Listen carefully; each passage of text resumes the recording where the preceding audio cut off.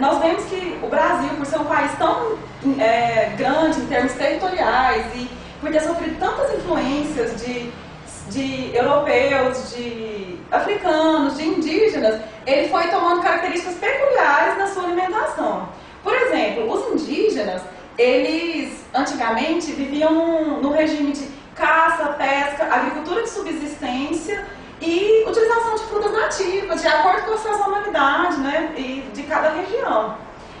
Utilizavam a castanha do Pará já naquela época, e principalmente derivados do milho e da mandioca, que é uma característica que se tornou, na verdade, um legado desses povos para a alimentação do Brasil, inclusive até hoje.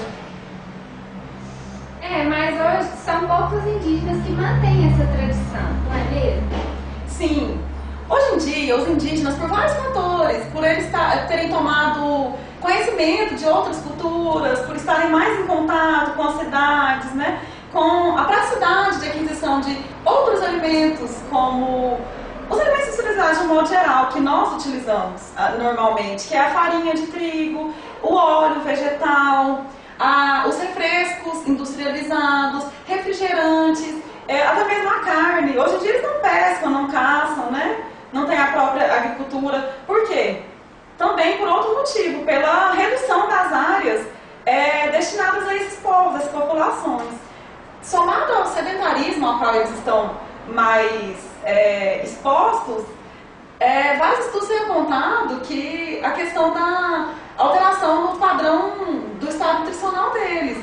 Algumas crianças, né, algumas populações indígenas têm apresentado um alto índice de crianças com baixo peso, né, desnutrição no nascimento, na infância, e também uma contradição é o caso do excesso de peso em adultos e em idosos. E em relação aos africanos? No caso dos africanos, eles tiveram uma limitação de trazer essa cultura alimentar deles para o Brasil. Por quê? Porque eles vieram num regime de escravidão aqui para o Brasil. Mas, apesar dessa limitação, eles deixaram alguns legados.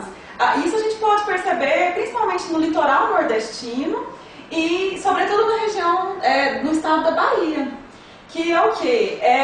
O uso do azeite de dendê na culinária, o quiabo, que eles que trouxeram aqui para o país.